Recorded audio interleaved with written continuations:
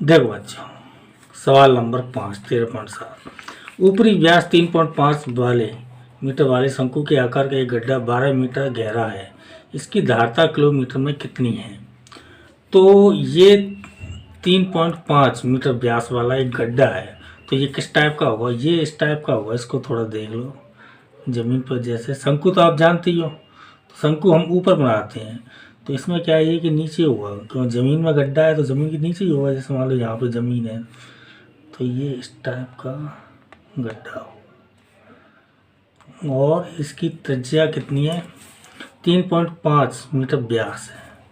पूरा व्यास है यहाँ से लेके यहाँ तक 3.5 का, 3.5 मीटर। और गहरा, गहरा मतलब क्या हो गया? ये उसकी ऊंचाई मान लो। ज़मीन में तो गहराई होती है ये, तो ये शंकु की क्या हो जाएगी? ऊंचाई कितनी है? ये 12 मीटर। समझ में आया? तो देखो इसके हिसाब से करते हैं। इसकी धारता ज्ञात करनी। धारता मतलब आप जानते हो, आयतन। तो सवाल नंबर 5 दिया है, गड्ढे का व्यास, गड्ढे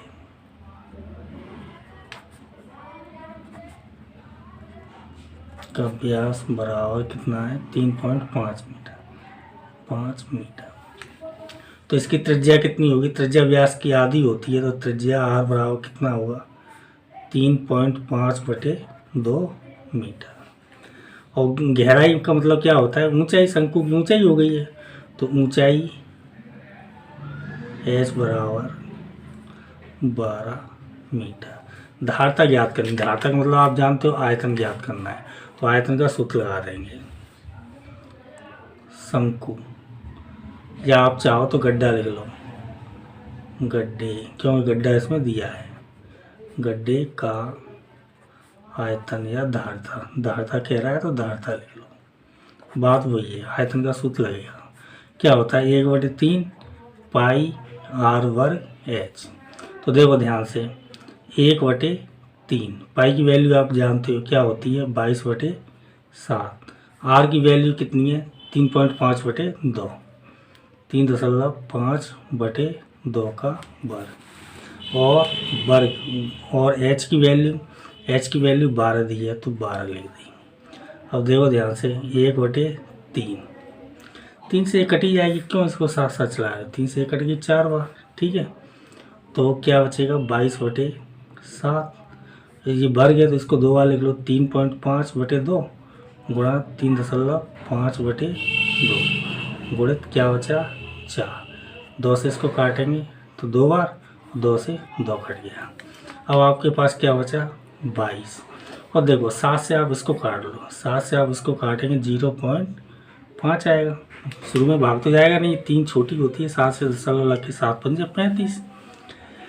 तो ये बच गया आपके पास 22 गुणा 3.5 गुणा 0.5। तो 5 का इससे गुणा कर दो, 5 25, 5 दिया 15 और 2 यहाँ से लागे, 15 2 17, 1 2, तो 1 2 यहाँ दशमलव आ जाएगा। और इसका आप फिर से गुणा कर दो, 22 पंजे 110, यहाँ से लागे 11, और 22 सत्ते 154, 54 और 11 कितने हो गए? 55, 65 की 5, यहाँ से लागे 16, 22 एकम 22, 22 और 16 कितने हो गए? 38, 1 2 1 2 यहाँ दशमलव आ जाएगा। आयतन है तो मीटर क्यूब में आएगा। अब ये क्या कह रहा है? इसकी धारता किलोमीटर में चाहिए हमको। तो देखो आप लोग जानते हो 1 मीटर क्यूब बराबर क्या होता है? 1 किलो लीटर। तो ये जो मीटर क्यूब ये सीधा सीधा हट जाएगा, यही आ जाएगा। और 38.5 मीटर क्यूब है, तो सीधा सीधा किलो लीटर। ये आपका आंसर है। सवाल नंबर 6। एक लंबवृत्तीय शंकु का आयतन 9856 सेंटीमीटर क्यूब है। यदि इसके आधार का व्यास 28 सेंटीमीटर है तो ज्ञात कीजिए। नंबर 1 पर शंकु की ऊंचाई, नंबर 2 शंकु की तिर्यक ऊंचाई, नंबर 3 पर शंकु का वक्र पृष्ठीय क्षेत्रफल। तो देखो बच्चों, दिया है, जो दिया है पहले उसको लिख लो। शंकु का आयतन कितना दिया है? 9856। शंकु का आयतन बराबर 9856 सेंटीमीटर क्यूब और इसके आधार का व्यास बराबर 28 सेंटीमीटर। आप जानते हो त्रिज्या व्यास की आधी होती है, तो त्रिज्या आर बराबर 14 सेंटीमीटर। और ये हमें याद करना है नंबर 1 पे शंकु की ऊंचाई तो आ जाएगी। इसमें शंकु का आयतन का सूत्र लगाओ। देखो शंकु की ऊंचाई आपको ज्ञात करनी है। शंकु की ऊंचाई बराबर क्या, तो ये शंकु का आयतन का सूत्र लगाओ। शंकु का आयतन बी बराबर क्या होता है 1/3 पाई आर वर्ग एच। और ये आयतन कितना दिया है 9856 बराबर 9856। अब इसमें देखो ध्यान से 1/3 और पाई की वैल्यू आप जानते हो 22/7। आर की वैल्यू कितनी है 14 और 14 का क्या हो रहा है स्क्वायर। एच की वैल्यू क्या है निकालनी है 9856। और अब देखो 1/3 और ये क्या है 22/7। ये सब उधर पहुंचा दो, इधर तो सिर्फ एच रख लो 9856। ये 3 उधर पहुंचा दो, भाग की संख्या गुणा में जाएगी और ये 22 नीचे आएगी, भाग गुणा की संख्या भाग में, 7 भाग की संख्या है ये गुणा में जाएगी। 14 का वर्ग हो रहा है और ये गुणा की संख्या आती है नीचे आएगी, वर्ग है तो 2 बार नीचे आ जाएगी। अब देखो इसको काट लो धीरे धीरे। 7 से आप इसको काटो, 7 दूनी 14 और 2 से ये कट जाएगा, 2 चौक 8, एक हंसला बची 2 नाम 18 और 2 दूनी 4, एक बची 2 8 16। तो एच बराबर क्या आ गया, धीरे धीरे काटो 4 9 2 8 गुणा 3 और नीचे क्या है 22 गुणा 14 गुणा 2। 2 से ये फिर से कट रहा है, 2 तो कट ही गया, 2 से ये काट दिया तो 2 नहीं आएगा। 22 गुणा 14 सिर्फ इतना है, तो 22 से इसको काट लो, या और संख्या चोरी करना चाहते हो 2 से काट लो, 2 7 14, 2 दूनी 4 और 2 चौक 8, फिर एक बची 2 चौकी 12, फिर 2 चौक 8। तो एच बराबर क्या आ गया 2 4 6 4 गुणे 3/22 गुणा 7। अब 22 से काट लो, 22 एकम 22, कितनी बची 2, 6 का उतारा 26, 22 एकम 22, 4 बची 22 दूनी 44 और 7 से ये कट जाएगी, 7 एकम 7, 4 बची 7 छंकी 42, 16 और 3। तो एच बराबर क्या आ गया 16 और 3 का गुणा करेंगे तो 48 और ये क्या है सेंटीमीटर में। तो ये इसका आंसर किस में आएगा सेंटीमीटर। ये आपकी शंकु की ऊंचाई आ गई, ये आपका आंसर है। छठे के दूसरे सवाल में शंकु की त्रिज्यक ऊंचाई, तो क्या निकालना है आपको शंकु की त्रिज्यक ऊंचाई।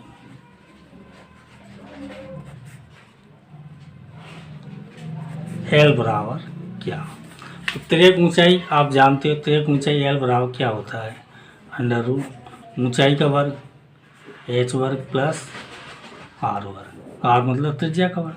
एच का मान आ गया आपके सामने और आर आपको पता है, आर का मान 14 है और एच का मान अभी निकाला है कितना है 48। तो ये मान रख देंगे, आर की जगह 14, एच की जगह पे 48। तो आर की जगह पे 14 लिखेंगे और एच की जगह पे 48। तो 48 का वर्ग और 14 का वर्ग, 48 का वर्ग, तो ये गुणा कर लो 48 गुणा 48।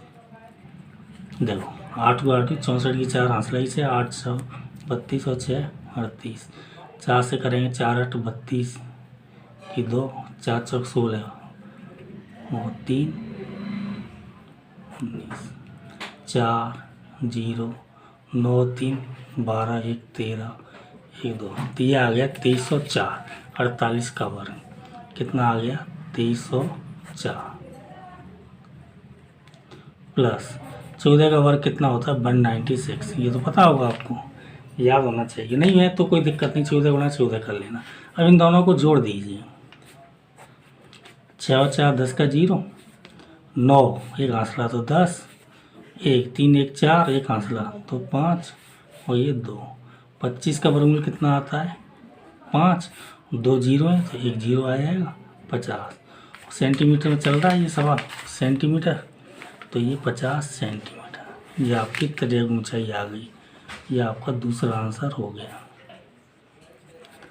अब क्या चाहिए तीसरे सवाल में, शंकु का वक्र पृष्ठीय क्षेत्रफल। सवाल नंबर 3 छठे का तीसरा सवाल। शंकु का वक्र पृष्ठीय क्षेत्रफल क्या होता है, पाई आर एल।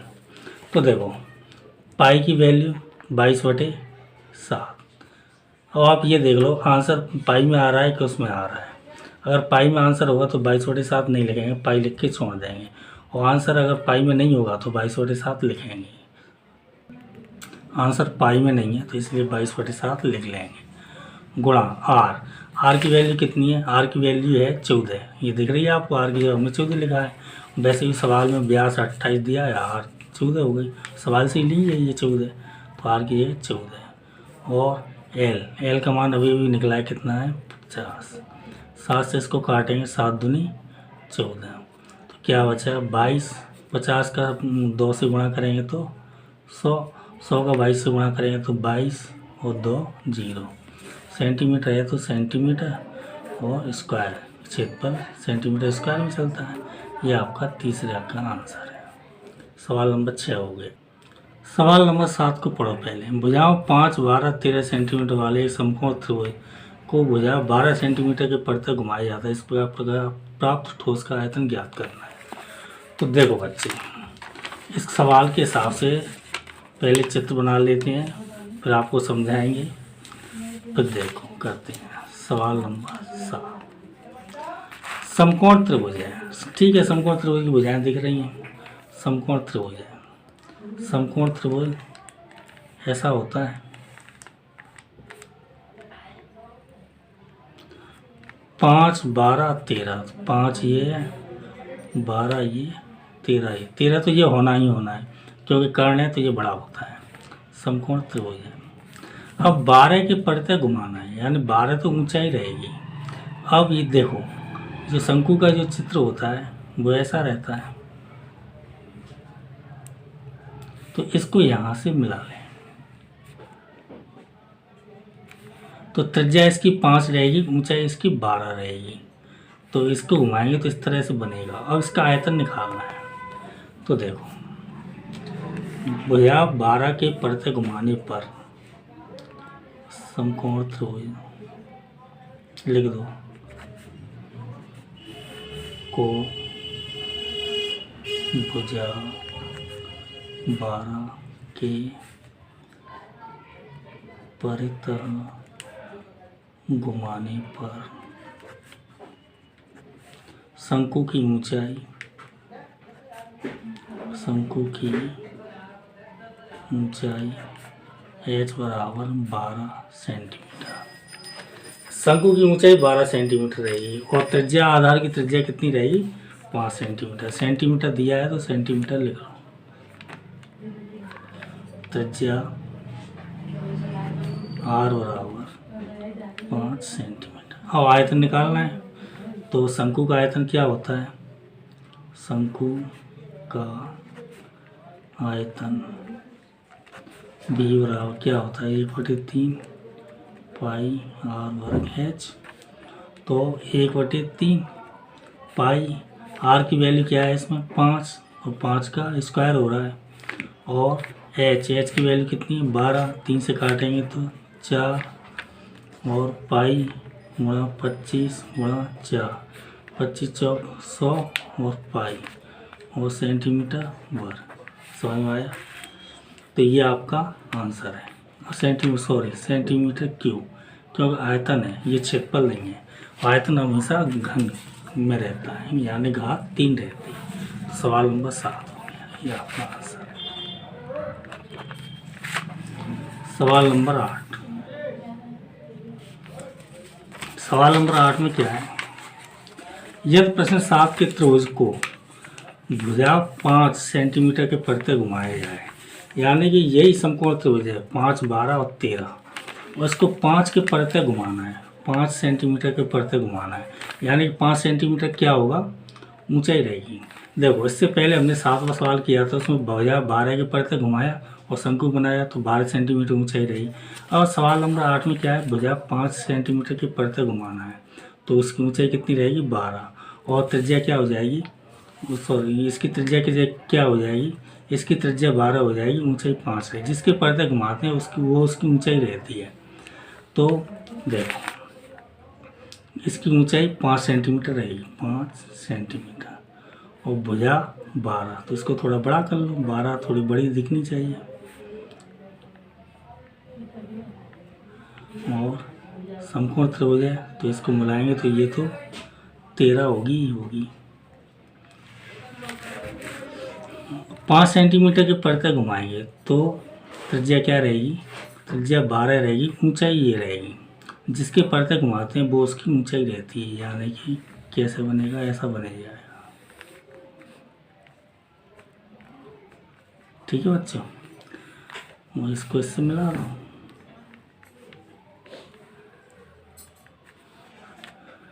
अब तो लिख दो इस बात को, समकोण त्रिभुज को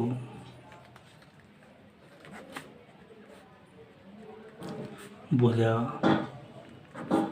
5 सेंटीमीटर के परते घुमाने पर ऊंचाई h बराबर 5 सेंटीमीटर और त्रिज्या r बराबर 12 सेंटीमीटर। ठीक है बच्चों, अब क्या होगा, इसका आयतन निकालना है। तो शंकु का आयतन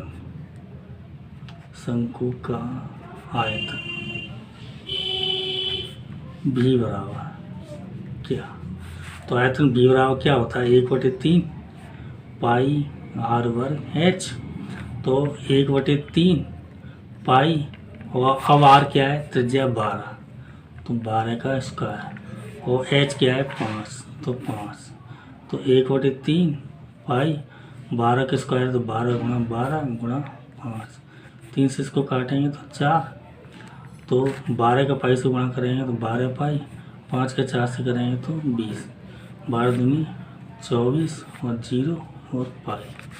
ये आयतन है तो ये भी सेंटीमीटर क्यूब में आएगा। और इसमें थोड़ा सा आगे और दिया है, प्रश्न क्रमांक 7 और प्रश्न क्रमांक 8 में प्राप्त किए गए दोनों ठोसों के आयतनों का अनुपात ज्ञात कीजिए।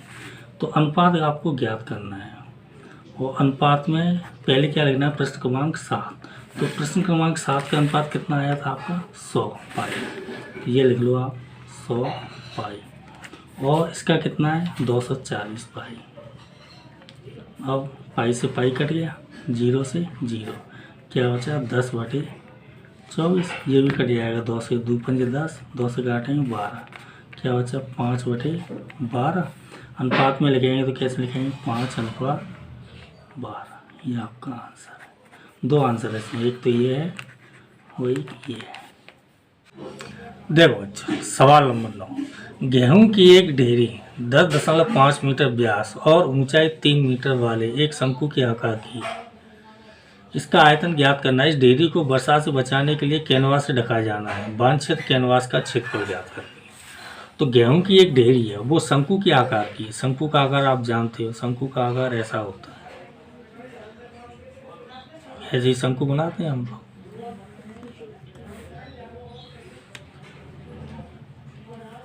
तो ये ढेरी है गेहूं की, नीचे चौड़ी है, बिसकरी होती गई है, ऐसी है। और इसका जो व्यास है 10.5 मीटर का है। तो व्यास कितना है, व्यास मतलब यहाँ से यहाँ तक ये पूरा 10.5 मीटर, और इसकी ऊंचाई 3 मीटर है। यहाँ से यहाँ तक की जो ऊंचाई है वो कितनी है, 3 मीटर। तो देखो जो दिया है वो लिख लो, क्या क्या दिया है। गेहूं की ढेरी का व्यास 10.5, तो ये लिख लो ढेरी, ढेरी किसके रूप में, शंकु के रूप में। कोष्टक में लिख दो शंकु के आधार का व्यास कितना है, 10.5 मीटर। आप जानते हो त्रिज्या व्यास की आधी होती है, तो त्रिज्या कितनी होगी, इसमें 2 का भाग दे दो, 10.5/2 बराबर 5.25 मीटर।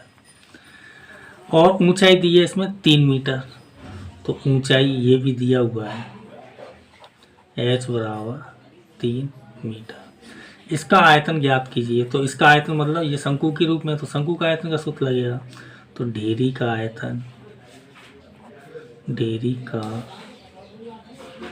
आयतन, ढेरी मतलब शंकु, तो शंकु का सूत्र लगा दो 1/3 पाई r वर्ग h। तो 1/3 पाई की वैल्यू आप जानते हो 22/7, r की वैल्यू आपके सामने रखिए 5.25, और इसका क्या हो रहा है, स्क्वायर हो रहा है, तो इसका स्क्वायर हो जाएगा गुणा h की वैल्यू 3। तो देखो ध्यान से 1/3, 3 से 3 कट गई, तो इसे 1/3 को छोड़ दो, 22/7 इसको लिखो 22/7, ठीक है बच्चों।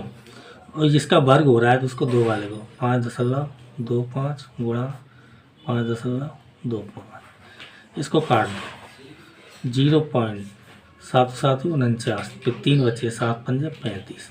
तो ये संख्या बची है, और 22 का इससे गुणा करो, 22 का और इसका, 22×5 = 110 का 0, 22×7 = 154, 54 और 11 कितना हो जाएगा 165, 1 2 1 2 यहाँ दशमलव आया है 5.25। अब इनका गुणा करना है। देखो बच्चे इसका गुणा हमने अलग से कर लिया है, 86.625 इतना आया है। अब ये क्या है, आयतन है, तो घात 3 में आएगा मीटर क्यूब। तो ये पूछ रहा है आयतन, आयतन ज्ञात करना है, आयतन आप निकाल दिया, इसका मतलब एक आंसर आपका ये हो गया। लेकिन सवाल यहाँ ख़त्म नहीं हुआ है, अभी और कुछ है। इस ढेरी को वर्षा से बचाने के लिए कैनवास से ढकाया जाना है। इस वांछित कैनवास का क्षेत्रफल, तो देखो इसको ऊपर से ढकेंगे हम, तो क्या हो जाएगा, शंकु का वक्र पृष्ठ। तो कैनवास का क्षेत्रफल बराबर शंकु का वक्र पृष्ठ, कैनवास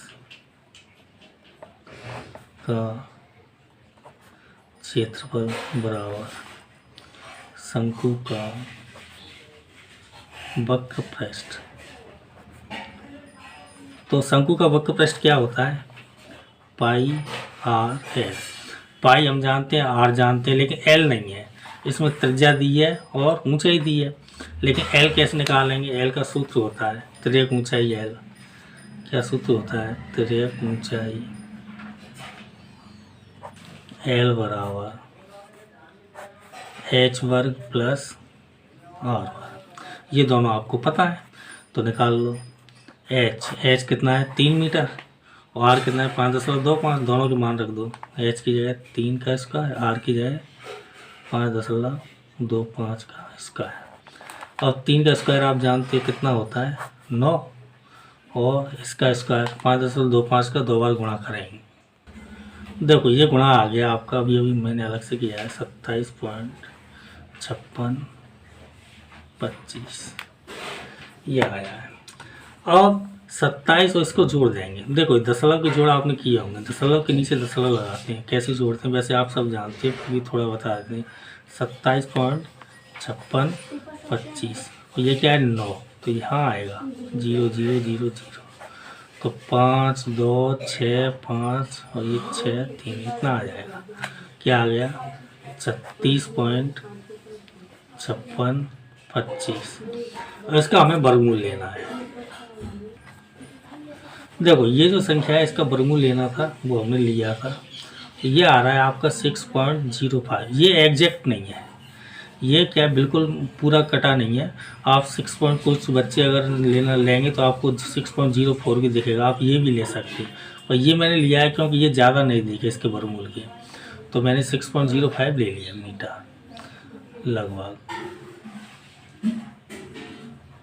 अब देखो ये जो मान आया है इसको हमें कहाँ रखना है, शंकु के वक्र पृष्ठ में। क्यों, क्योंकि हमें कैनवास का क्षेत्रफल चाहिए। तो शंकु का वक्र पृष्ठ यानी कि कैनवास का क्षेत्रफल, कैनवास का क्षेत्रफल बराबर शंकु का वक्र पृष्ठ बराबर पाई आर एल। अब तो तीनों चीज़ पता है हमें, पाई भी पता है, आर भी पता है, एल भी पता है। पाई की वैल्यू आप जानते हो 22/7, आर की वैल्यू 5.25, 5.25, एल की वैल्यू आपके सामने आएगी 6.05। अब क्या होगा, 7 से इसको काटो, तो काटेंगे तो 0.7 और फिर 3 बचे, 7 पंजे 35, तो ये आ गया आपका 22 गुणा 0.75 गुणा 6.05। इसका गुणा करेंगे तो कितना हो जाएगा, 22 पंजे 110, 22 सत्ते 54 और 11 165, 1 2 अंक का दशमलव यहाँ गुणा 6.05। अब इनका गुणा और करना है। ये गुणा आया है बच्चों आपके सामने 99.825, और ये क्या है, वक्र पृष्ठ है, ये क्षेत्रफल है, तो ये स्क्वायर में होगा, मीटर स्क्वायर। और ध्यान रखना ये क्या है, वर्गमूल हमारा बिल्कुल पूरा सही नहीं आया था, लगभग था, तो ये आंसर भी लगभग रहेगा, थोड़ा बहुत अंतर दशमलव के बाद आ सकता है।